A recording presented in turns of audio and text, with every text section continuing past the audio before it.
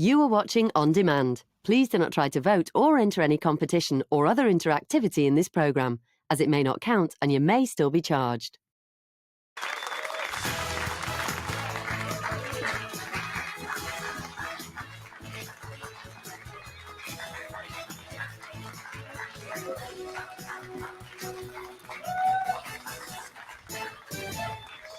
Hello and welcome to your final Loose Women of the Week. Joining me, Kay Adams, it's Linda Robson, Judy Love and Sinetra Sarkar. Coming up, Love Island lived up to its name last night as Davide told Ekin-Su that he loved her after just 6 weeks. But how soon is too soon to say I love you? Also, sad day for soaps as iconic Australian show Neighbours airs its final ever episode tonight. Sinetra's gutted. We'll be revealing some startling Ramsay Street revelations, including some very famous superfans. And with shocking stats showing that almost half of young people struggle with anxiety, do you worry that you can't communicate with your teens? We'll be revealing some vital tips and tricks that can help you encourage them to open up and get talking. Well, we need to set the record straight on something. The good news is we won an award last night. Yay! There it is at the National Reality Television Awards. Well, you said that at the awards, but apparently with a bit more fruity language. I did, yeah. I got very excited. So this was great, but then Sinetra went on Lorraine this morning with Christine, and she said this. There was an award picked up last night. We've won the most influential TV programme. Can you believe it? It's amazing. Are they celebrating next door? I bet they are. We are. Yeah. We're thrilled. Amazing. Yeah. Okay, we'll send them all my love. I will. See them all next week. Hang on a second. Right, let me just... Because it says on this trophy, best talk show. Well, that is because you can tell I'm the new girl here, can't you? Because guess who I went to fact check? Somebody who was at But we were up for 2 awards. Somebody the only one, but we were up for 2 awards. So the other one could have been most influential. My words were, so what is it that we actually won? And you went, best influential television. Asking me. But do you know You were there! Do you know what it means? We are the best influential talk show. Yes, Judy. That's what I'm saying. That's what I'm saying. Okay, yeah. Yeah. There was only a couple of the gang from backstage, like Yili, Tom and Sally came, and me and Brenda. And poor Brenda was in her wheelchair. Brenda is a trooper. She really is, honestly. And then when we won the award, we had to go and talk to the press. And then she was down about 100 steps she had to go down. So she was hobbling down with her walking stick. And she was being helped down, but she did it. A true winner. And we were really, really excited. So Yeah. thank you, everyone who voted for And her. I'm very sorry to everyone who I said it was the wrong award. Yeah. And I like that you're very polite now, Linda. Thank you to everyone who voted for I us, am. because you were a bit more fruity last night. I was, apparently, yeah. They told me I wasn't allowed to swear, but I got a bit excited and I did swear. So. That's all right. Never. I'll say 7 Hail Marys. So. History repeats. History repeats. Well, we're well chuffed. We are really well chuffed. So thank you to everyone who voted for us. But breaking news, this really is breaking news. We've been waiting a long time for this, haven't we? The Wagatha Christie trial has finally come to an end, with the judge giving her verdict after nearly 3 years of she said, and about £3 million. It's not easy to say that. No. Yeah. Just in case you need a reminder, Colleen Rooney was being sued by Rebecca Vardy after Colleen accused Rebecca on social media of leaking stories to the press in 2019. Today, Mrs. Justice Stein revealed that Colleen did not defame Rebecca, and what she said was actually substantially true. So really quite conclusive that Colleen has won this case. I don't know if either of them has particularly... Well, do you feel that either of them have won in terms of what they're now going to have to deal with, Sinetra? Well, I think neither of them took heed of what the judge had said many times, that they had been advised to try and settle this outside of the courtroom. They didn't, because both of their reputations were actually on the line, which is what this whole case turns out to be about, reputation. And, unfortunately, Rebecca has lost. She has not redeemed her reputation, which also means Colleen can walk out with her head held high. So I feel like it's a one-upmanship, but there's no winner. There really is no true winner, is there? No, it's not. It's a sad situation that it's had to come to this far. So much money will be spent. Whether any of their reputations can be deemed once that after this is finished. And in fact, I think it would just make more people feel like, oh, let's go to court. Let's go to court. Let's sue somebody. Let's have a civil case. So that's the concern. Got to have a lot of money to do it. It's cost them both a fortune. What happened to 2 girls that were probably quite good friends at one time? life. Yeah. But coming down to this, the judge even advised them to let it go, but they wouldn't let it go, Yeah. would they? Though, I mean, I have to say, Colleen Rooney will feel that she is the legal winner of this. There is no question we would have to say this. I mean, again, the judge said quite clearly that it was likely that Rebecca Vardy's then agent undertook the direct act of passing the information to the Sun newspaper. Wow. And the evidence clearly shows, in the judge's view, that Mrs. Vardy knew of and condoned this behaviour, actively encouraging it by directing the agent to private Instagram account and sending her screenshots of Colleen Rooney's posts, etc. So it's a pretty well, the judges also had how long has that judge had? 300 pages, 2 months that judge has been sifting through. So they've got to be really thorough before they come out with this decision. I think the issue is betrayal, isn't it? No matter what, especially the sisterhood. When you feel, especially although people see them as, their wives of footballers and everything's so great, in those circles, there's only a few people that you feel is your inner circle or people that you trust. Yeah. And when betrayal happens in any relationship, it is so heartbreaking. And that's what Colleen felt she had to do to say what was going on. And also but you sad. think of the potential fallout, because the footballing community, I would imagine, is quite a close community, and they've obviously got two very high-profile husbands, Jamie Vardy and Wayne Rooney, and it's going to kind of poison the well. Of course it is. And the fans, Jamie Vardy still plays for Leicester and the season starts in August. Do you think the opposing fans are not going to use that against them? And not only as far as families and fans, Netflix are going to make a series about it. There's bound to be then there'll be books. Exactly. But sometimes in this crazy world they say no publicity is bad publicity, and that actually just being in the public eye, even if it's not for particularly great reasons, is always going to sort of benefit you in the end. Do you think it will in this case? No, personally, I don't think it will. I think it's they're both going to walk away with feeling like, obviously they've been betrayed in some way. And it's probably exhausting for them. It's not ended. It's going to go down in history. We're talking about it now on national TV. It's never going to end. No, it will always be there. I mean, in the great old God of Google, every time their name goes in, woof, that's going to come up. Now, last night on Love Island, Ekin-Su broke down in tears after Davide confessed that he was in love with her. This all happened after they'd been serenaded by Alfie Boe during a romantic meal on their final date. Not just beautiful, you are very clever and strong woman. You know what you want. I feel like I found the genuine connection I was looking for. So I feel like it's the right moment to tell you that I genuinely love you. Give you a kiss.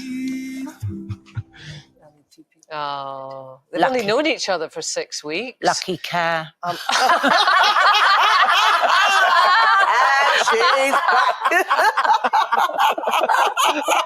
wish it was me. Dave, you're listening. There's an offer. If you've got a Davide. Dabby Dad. A Dabby Dad. That was brilliant. Anyway, carry on. They are such a good-looking couple. They are nice.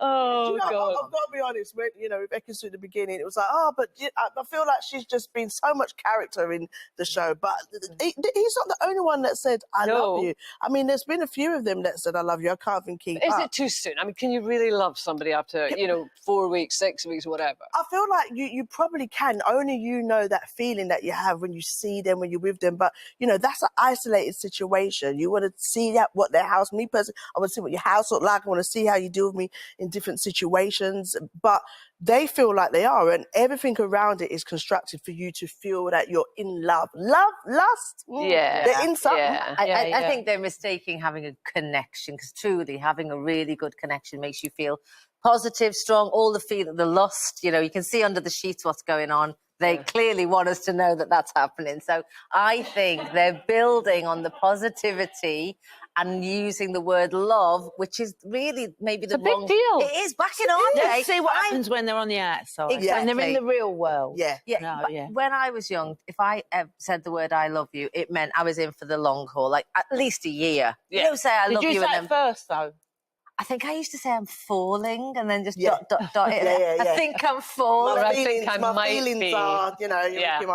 feelings. Yeah, I'm still falling. I'm still feeling. All those sort of words. Feeling something, Yeah, but you're right. It was a huge deal. Whereas, but then that's an artificial situation, isn't it? You know, it's completely sort of accelerated, isn't it? Everything is about making them just feel want love. people to You're just sort of appreciate love. tittering away there, isn't she? Yeah, the memories. I'm still thinking of David.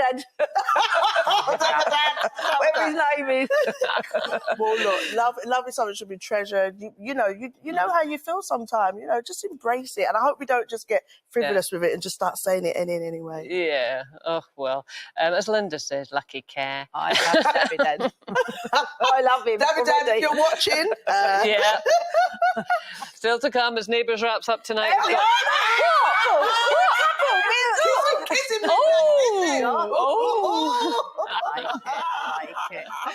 Well, I tell you what, it's a big improvement on Matt Hancock. Still to come as Neighbours wraps up tonight. We've got some exclusive revelations from the King of Ramsey Street himself, Mr. Stefan Dennis, who apparently Sunetra's had a bit of previous with, including which royals said they were his favourite actor. But a little quiz for you first, little quiz, girls. Yes, go. Why did this song play such a big part in Neighbours history? Find out after the break. I'm feeling all right.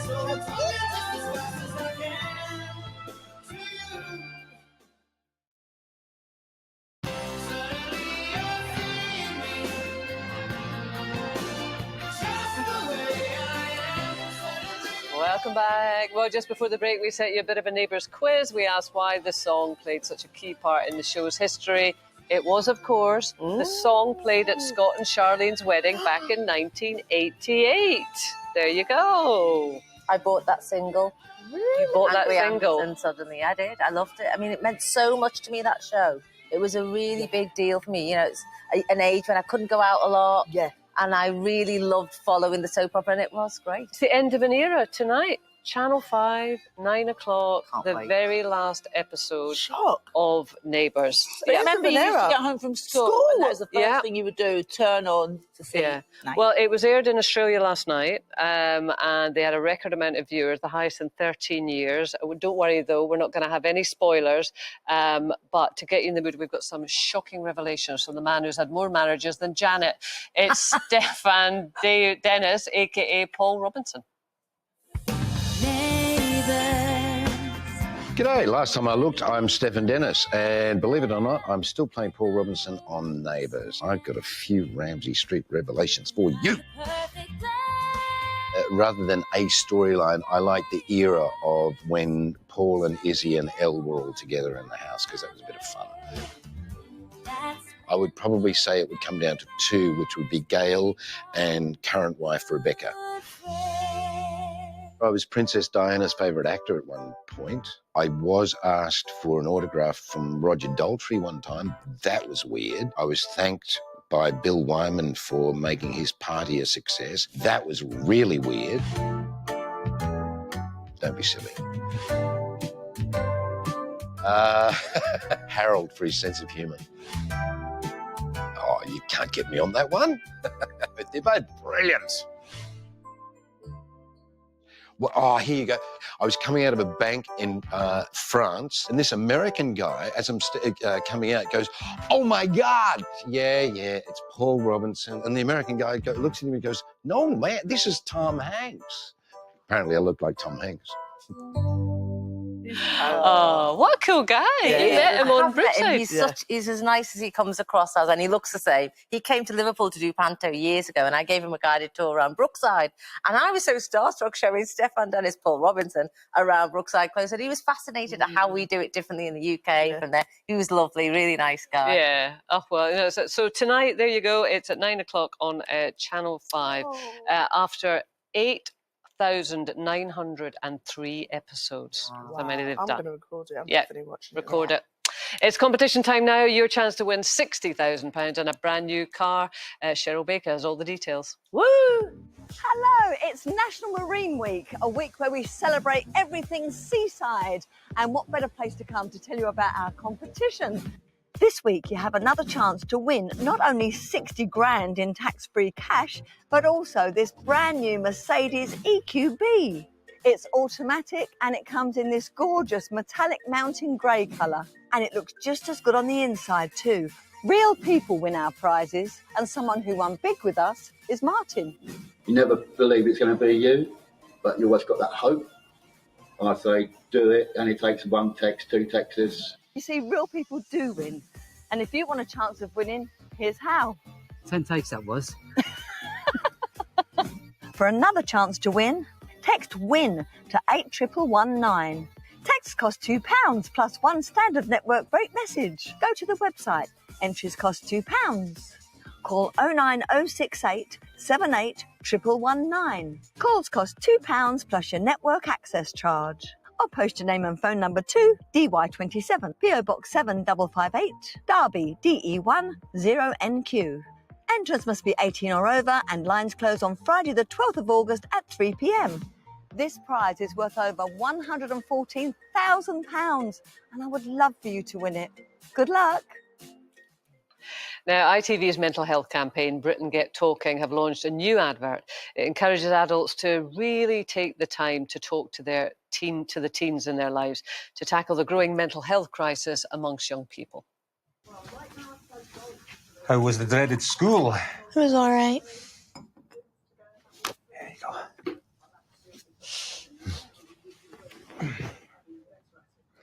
What about that girl, Sophie? You spoken to her yet? No, but it's whatever. So it doesn't bother you? No, not really.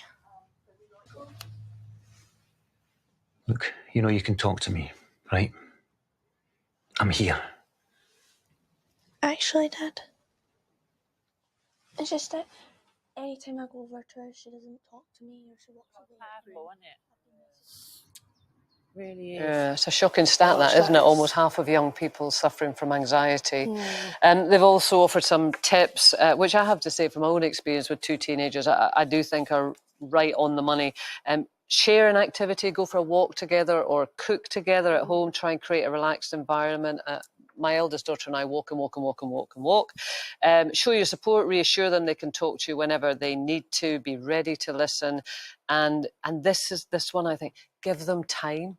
Yeah. You know, just give them time, be really patient and say you can leave me a note or you can text. It doesn't have to be that sit down big chat, which can be quite intimidating, can it, for young people? I think it can be. And I find that, you know, the different ages that our kids go through, we have to adjust accordingly to their issues. Yeah. And I think we get so used to it. I got very used to like that younger 8 to 10 age of what's going on at school, and nothing was coming. So I used to make out I'd had a really hard day at work and, oh, the security guard was really mean to me today. And then I'd try and and he would think, well, if someone was mean to you, that I could tell you about somebody. And we got some communication. And then as the ages changed, I didn't know how to change myself. And what I've found, interestingly, I get a lot of parents who stop me in the streets and say they, watching TV, watching some of the shows I'm on. Ackley Bridge particularly is about parents and children, and they say, my daughter came out after we sat and watched an episode of that show, and it really you've got to start sitting with them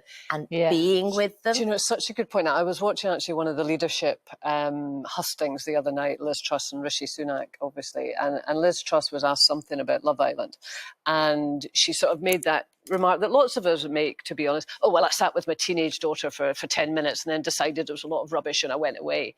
And it's up to her how she parents her children, of course. But I thought, actually, Love Island has been so useful for me in terms of having conversations with my daughters. You've got something in common. That's how I got into it. You know, I'm not really going to get into Love Island at my age, but I've sat with the pair of them. I've listened to the conversations. It's prompted conversations. Exactly. They've asked me questions. I've actually found it a brilliant way of just things happening quite spontaneously. Did you not say the same thing? Yeah, seeing them a lot more relaxed. Like the other day I was watching Kendrick Lamar at the evening bit of the Glastonbury headline, and, I've watched Love Island as well with my older daughter, and just the different conversations that are brought up, whether it's from political stuff to whether it's about how you respect yourself as a young lady or relationships, and it because they're relaxed and they're in the moment, it just carries on the conversation. conversation. And then even when the show is done, you still got stuff to, if you're not sure, because when they're certain age teenagers, you don't even know how to kind of connect to them again. And maybe it could be that same conversation that carries on. But I find that I've tried different ways. The advice that they give is fantastic. It's different with each child, because with my son, cooking with my son is one thing. With my daughter, it's more about what we watch. But what I do as well is I've got a little notebook. So if my daughter feels some kind of way or there's something bothering her, she doesn't want to talk about it, she'll write it down. Oh, really? And then That's a really good I check idea. on the notebook every week. And then I might write back to her. Sometimes text or writing back. We've got to get to That's what their level. That's a really good one. I might steal that one off you. We've got some tips here on responding to teen issues. And what they say is that if they do open up, validate their feelings, tell them that it's really understandable, that you understand what they're feeling, and thank them. Thank them for sharing. Really? Yeah. Thank them for sharing and tell them that you love them. And I think that's something I might have missed in my life. Yes. Ask them if that's a cultural thing that you might miss. Because I was growing up quite, your elders, so to thank them, but Exactly, that way round feels odd, doesn't it? They say, ask them if there's anything you could do that they would find particularly helpful, and spend time together thinking about what's making them feel this way. Like having let's have a little think about what can we do, rather than us being the parent going, this is what you need to do. I think having that two-way It's a hard time of life. It is. I'll tell you what I have done as well is just because I grew up in quite a strict home, and I think kids, we don't realise that they're quite worried about how we respond. And I've said to my kids, listen, if there's something, doesn't matter whether it's you, someone else, and you want to tell me, just give me the sign of saying to me, Mum, remember you promised I could tell you anything, but you cannot react, you can't get upset. And that it gives them full 100% assurance that confidence. I'm not going to say anything. Yeah. So I think we've run out of time, haven't we? I think we have. Since when did you get so well behaved? My goodness. Since we won an award. We have, That is it. Next week, we're joined by X Factor star Sam Bailey, impressionist Deborah Stevenson, and she's the latest recruit to the Cobbles, Corrie actress Jodie Prenger. And, of course, best of luck to the Lionesses in the Euro finals on Sunday against Germany. Maybe this time it really is coming home. Have a fabulous afternoon.